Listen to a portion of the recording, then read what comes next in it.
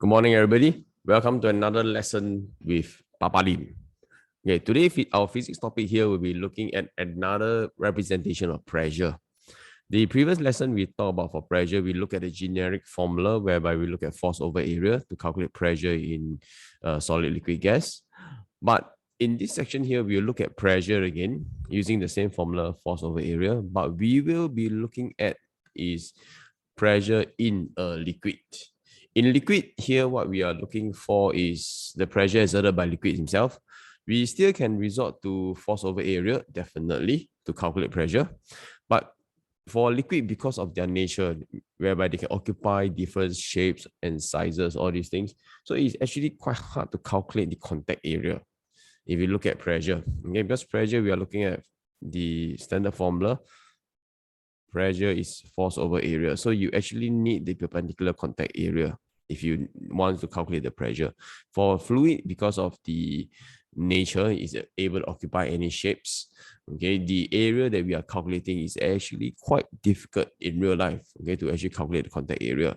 So what we have is we have another representations of pressure by a liquid, okay, using the same formula F of A, but we just use a little bit of math, okay, and we arrange it, okay, and we'll find that the pressure of exerted by a liquid can actually be represented in another formula, whereby we avoid the problem of finding the contact area, okay, because liquid, like I mentioned, is it can occupy different shapes and different containers, so the contact area might not be so easy to find. Okay, so we have a new representation of formula, which is height of the liquid. Okay, the height of the liquid, the density of the liquid. This represents the density of the liquid, the type of liquid you are using, and followed by our gravitational field strength. Okay, and we have these three components. Okay, to aid us in calculating the pressure exerted by the liquid himself. Okay, so in general for liquid, rather than using F over A, we always like to actually use the formula P equal to H rho G, okay, to calculate our pressure. Okay, now for example, okay, in this case, if we look at the diver at a depth of 10 meter and he goes to 100 meter, okay, and usually the question will ask for like the change in water pressure, or maybe calculate the pressure of experienced by the diver at a certain depth. What we are looking at here is this, okay, when the diver is underwater. Okay, so the diver is here. Okay, so this is the diver. Okay, when he is actually at a depth of 10 meter. Okay, so this is 10 meter versus the depth at 100 meter. Okay, so at 100 meter, it's not proportion, but okay, for illustration purpose. Now, so when he's at different height, what we are looking at is, example, I want to calculate the pressure exerted on the diver at 10 meter. So when we're looking at pressure, like what we mentioned in the previous topic, pressure is exerted by who? By the objects or by the stuff that is above us. So for the diver, above the diver is actually 10 meter long, or height of 10 meter long of water that is actually pushing down on the object.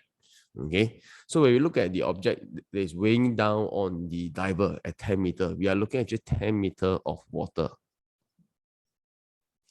Okay, at 10 meter depth. When we are at 100 meter, okay, what is above us, okay, is actually is exerting pressure on us. So the important thing about pressure is always remember the main outline that we have is actually pressure. Who exert pressure? Okay, it's actually the object or the stuff that is above us. Okay, so pressure always comes from somewhere, someone or something up there. Okay, that's exerting down on us, crushing down on us. So it's always above us. Okay, pressure is always from someone above us. Okay, so at the diver at 100 meter depth, what is above the diver is actually 100 meter worth of water directly above, pushing down on the head of the diver. So the 100 meter depth of water is actually what is exerting it on the diver, and what is exerting the pressure on the diver at 100 meter. Okay, so if I want to calculate the change in pressure, the easiest one I would say is I will look at the 10 meter. What is the pressure at 10 meter? And same thing like I mentioned, 10 meter means the height is 10 meter. What is above it? Water. And what is the planet Earth, which is your Mother Earth, 10 Newton per kg, gravitational field strength. So to calculate 10 meter, H is 10 meter, water, okay, density of water, seawater is given, 1025 kg per meter cube. And you have the gravitational field strength. So if you use the math, you use the formula, okay, H rho G, you will find that you will have a formula, you will have the pressure of the object given to us, okay, use the formula, okay, and you find that the pressure at 10 meter will be 1.025 times 10 to the power 5, which is roughly around 10,000, 100,000, 102,000, okay. Now, same thing at 100 meter, same thing for liquid. We will use the formula H rho G because it's easier to do, easier to calculate because we don't need to actually worry about what is the shape of the water column above us. Okay, same thing, 100 meter type of liquid, H2O, sorry, not H2O, is seawater. Planet Earth is 10 Newton per kg. And you will find that you will have another number. It is nearly 1 million, okay, 1 million Pascal. Okay, so the difference in height will be the 100 meter column minus the difference between the 100 meter and the 10 meter. Okay, the pressure at 10 meter and pressure 100 meter, you get a difference between them. You will have the pressure of the liquid here. The formula here, this example is actually very, very simple. This example, I like to use this example because it actually illustrates the main gist of pressure exerted by liquid. Important thing about it is pressure of liquid is what is above us. Okay. Oops. So I got a. Just to inform you that there will be a. Oh dear. That's what happens when you do your recording in school. Okay. There will be an announcement popping by. Okay. So sorry for the disturbance. Okay. Let's go back to where we are just now. Okay. Now you're saying that I like to use this example is because of the fact that okay, it has all the necessary things, the important things, the gist of pressure exerted by liquid. Important thing about it is that pressure by liquid actually comes from above. We need to take note of whatever is above us that is causing the pressure. So the height that we are interested in is actually the height that's above the object or the point of interest. Okay. Now, the other nature about pressure is that because we are looking at pressure is H rho G. So if you break down this particular formula, you'll find that if I have a liquid, let's say of different sizes, you'll find that of different shapes and sizes, you'll find that as long as I have the same depth, which is H, and I know that they are the same type of liquid, okay?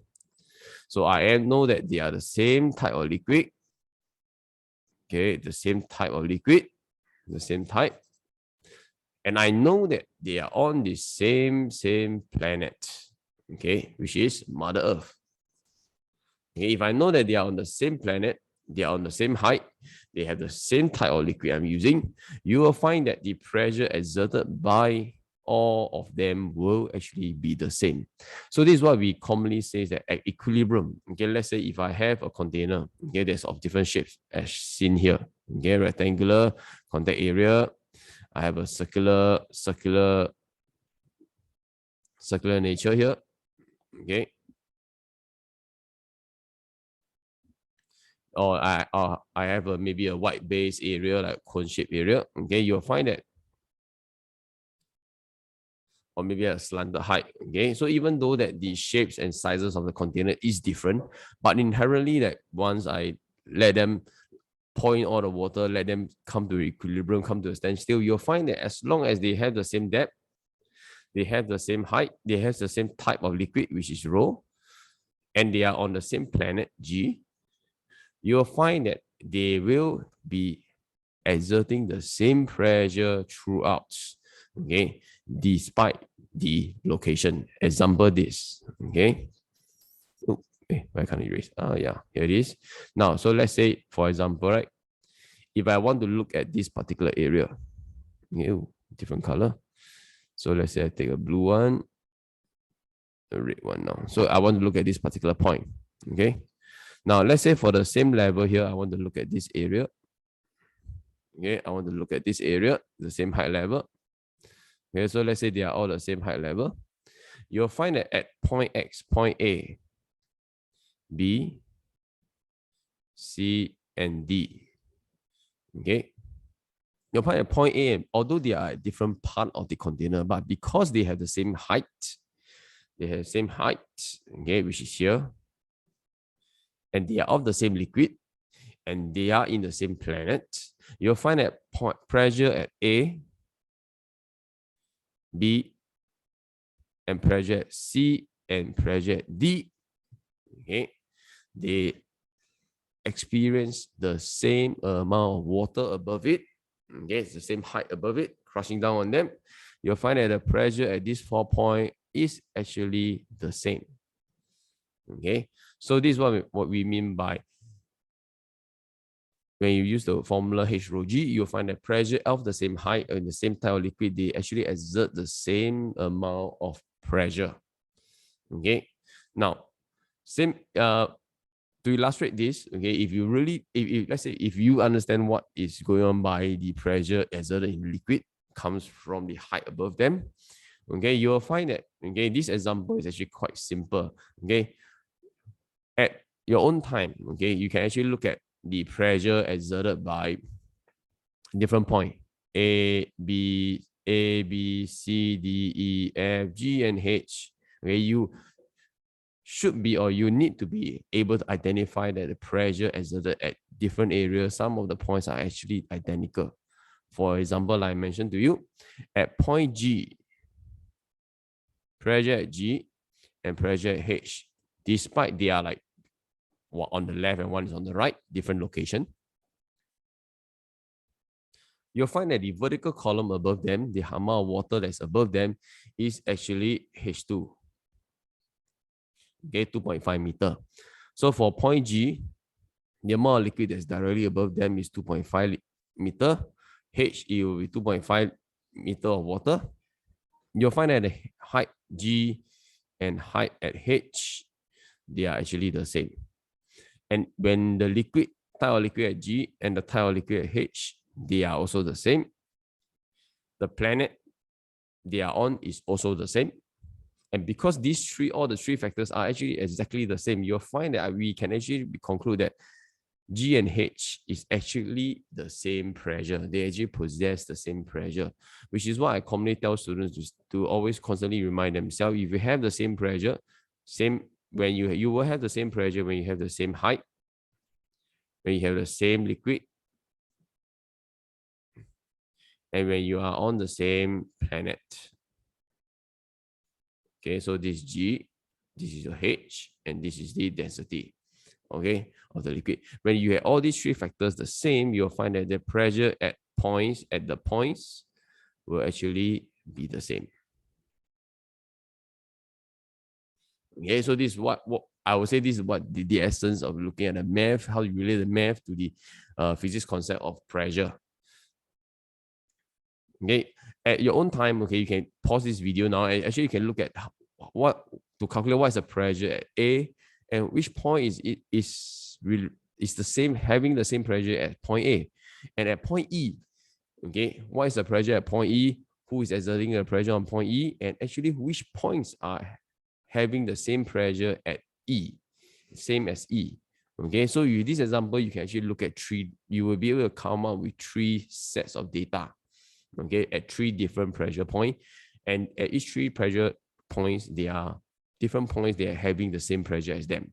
Okay, so at your own time, you can pause this video and actually go and take a piece of paper and work out what are the pressure at each point and which point is actually exactly the same as each other. The other one that we look at is the Pascal Principle, okay, whereby we look at the classic example whereby we actually experienced them before. Whenever you push a syringe from one side, you'll find that the water or the medicines or the water or medicines or even the syrup here actually pop up from the other end of the syringe. Okay, for example, you squeeze the plunger, you'll find that the water will shoot out from the needle of the syringe. Okay, this is a classic example. Everybody knows that if I push a plunger, the water will come out from the other end. But why am I able to see this? Okay, as compared to if I have a plunger full of air versus full of water. Okay, why when I squeeze the plunger, if a plunger full of water, I squeeze, the water will come out from the other needle, the needle side. But if I have a plunger full of gas, air, I push the plunger, you find that I'm able to compress the air inside, and I am able to achieve like no air will actually be able to come out from the plunger, from the needle, okay, as compared to liquid. Okay, one of the classic example, one of the classic reasons or one important reason that we take this phenomenon, this daily activity that we have is because, okay, water has this that has this phenomenon whereby the pressure is actually transmitted uniformly throughout the liquid. And the main thing that I'm able to do that is that because liquid is what we call incompressible. One of the basic property that we learned since primary school, that you cannot compress liquid. Okay, so as a result, because you can't compress liquid, when you push one end of the plunger, the pressure will actually be transmitted to the other end of the syringe, which is the needle side. And because of that, the water will actually be jet out. Okay. Now, the classic example of this, if you look at syringe in the big real life applications, will be your hydraulic press. Okay, whereby you push the plunger on one side, okay, and the liquid will actually push the other plunger on the other side. Okay.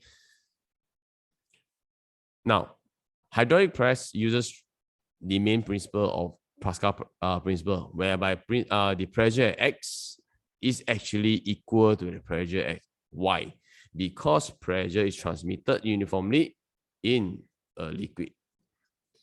Okay, and the important thing about this is the formula that I am able to derive. For example, if I look at pressure X and pressure Y, I'm able to look at the breakdown, let's say Py and Px. I'm able to look at different formulas. Okay, so with this equation, I'm able to calculate, maybe I want to calculate Fx.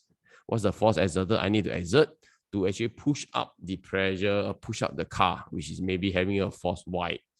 Okay, so this formula is what we call, it's quite important. Yeah, but this formula doesn't come from the air, come from the sky, or this. It actually comes from the Pascal principle that all the pressure in the liquid is actually the same. It's what we call transmissible. Okay. And same thing, you'll find that because the pressure is the same, what essentially I'm trying to do is actually I'm trying to keep the pressure constant. And because when pressure is constant, pressure is able to transmit uniformly, you'll find that, okay, this ratio is actually the same. And because the ratio is the same, you'll find that if I exert a small force over a small area, okay, example 1 Newton over 1 meter square area, and if on the other side of the piston, okay, if I have a big area, a 10 meter square area, I am able to actually so-called expand the force or increase the forces to actually a 10 Newton. So this is a important thing about hydraulic press is that when I actually exerted a 1 Newton force on one end of the plunger X, I am able to receive, okay, a bigger force on the other side when I use a bigger area on the other side. So you will find that if I have the bigger surface area at surface A, piston X, piston Y, okay, if I'm able to use a bigger area, okay, at the piston, the area with the piston with the bigger area will allow me to actually generate a bigger force to actually push up the object there. So I am able to exert a big force using a small force. And when I do that, I am able to do great things, bigger things. And this is not magic. It's like when I exert a 10 Newton force, I exert a 1 Newton force and I generate 10 Newton force. It's not magic. It's because of Pascal principle. Because water is incompressible, the pressure or the ratio of F over A, the ratio of F and A has to remain the same. Okay, so you look at the example, if I have 1 Newton on one side, 1 meter square on the left-hand side, the ratio of them will be 1 Pascal. And on the right side, if I have a 10 Newton, I will have area of 10 meters square, my ratio would still be the same. It still be 1 Pascal. Okay, so this is what we mean by a classic example. of hydraulic press. Okay, and of course, the other formulas that we look at when we look at hydraulic press, it will be the area that we are looking at, the work done that we are looking at. Okay, so if I have a force and I push the piston down at dx, okay, so the force and the distance is in the same directions. And what we are looking at is we will actually have what we call the work done at x. This is the formula for work done.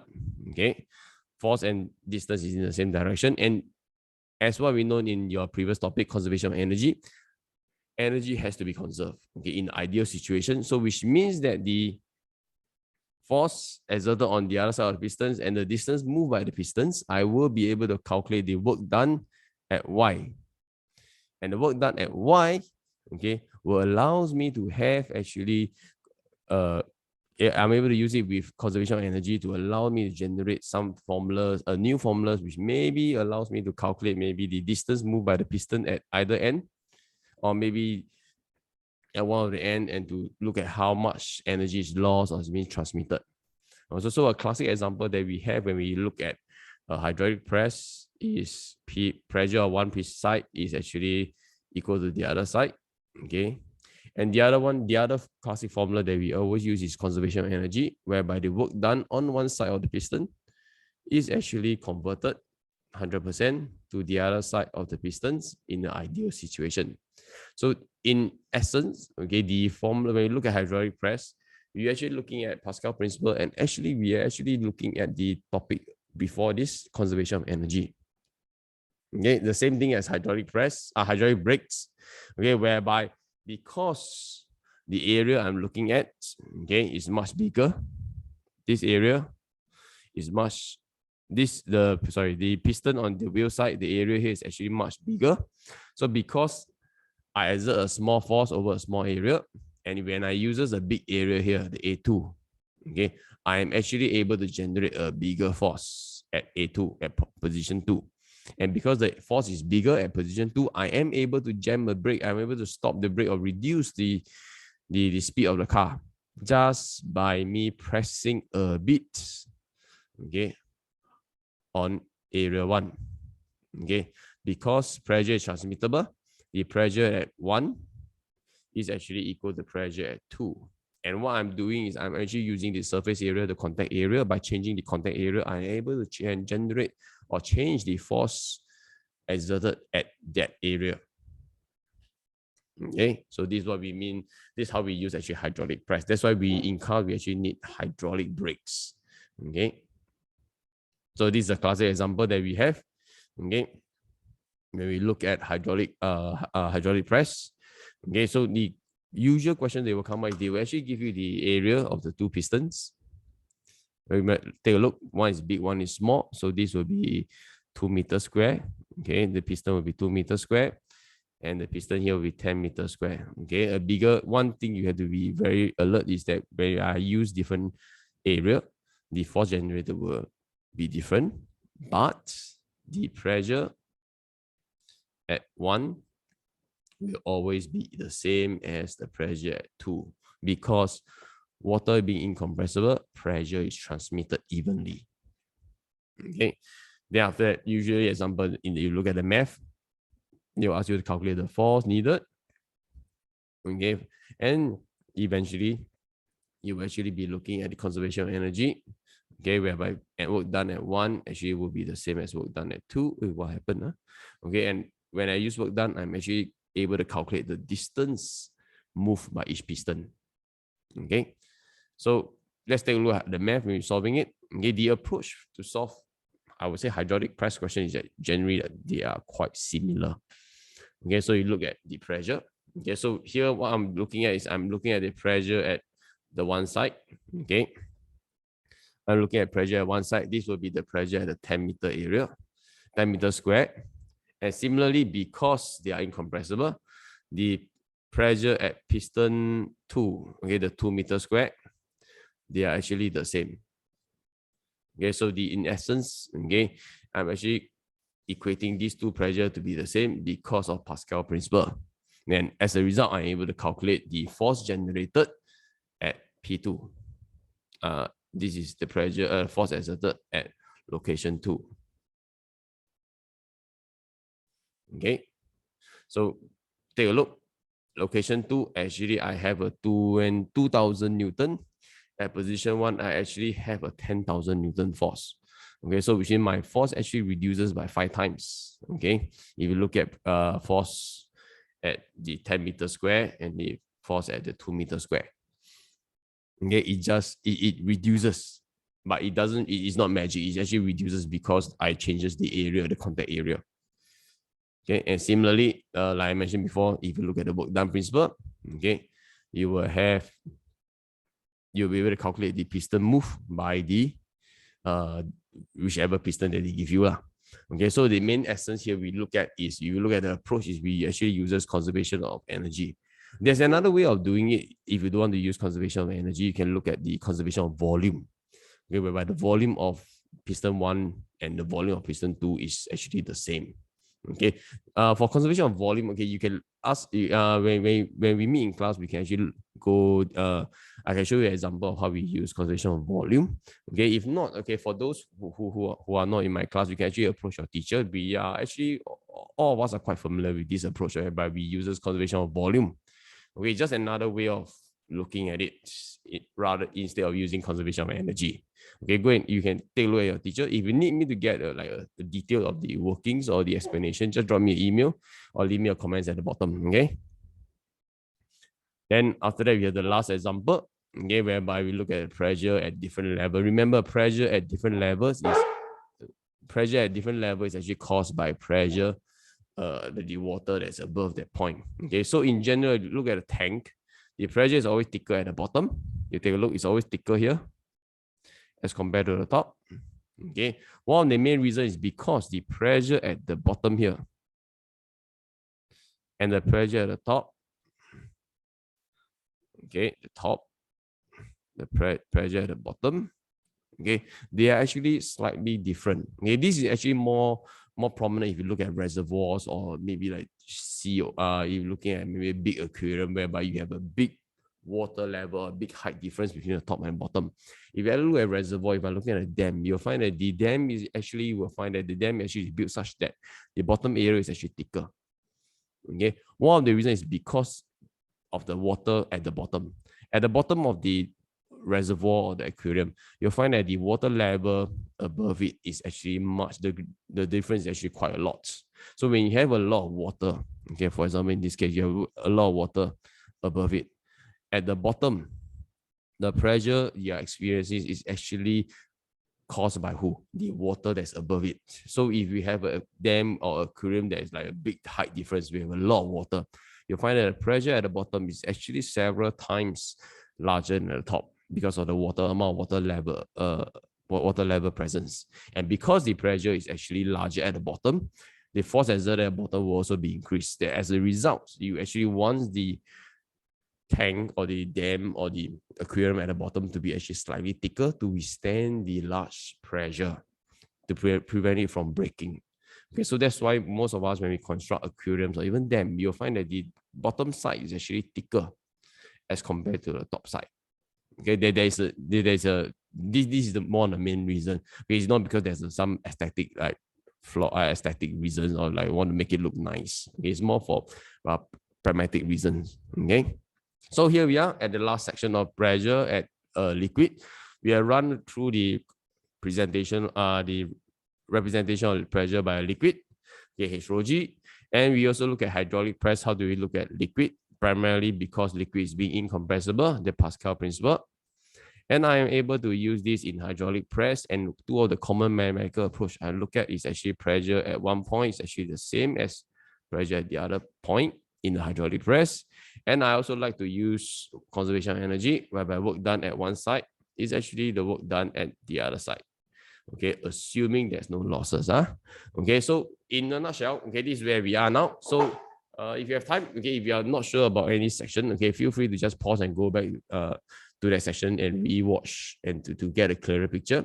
If my explanation is still not clear, okay, do drop me a comment on which section I need to improve or which section you need me to explain further, okay, so that I can get back to you ASAP. Okay, if not, okay, this is the end of our lesson, and I hope, okay, Okay, this will actually makes your learning for this particular topic slightly easier. Okay, if anything, okay, see you in the next section. Okay, pressure in the gas. Okay, thank you very much. Bye bye.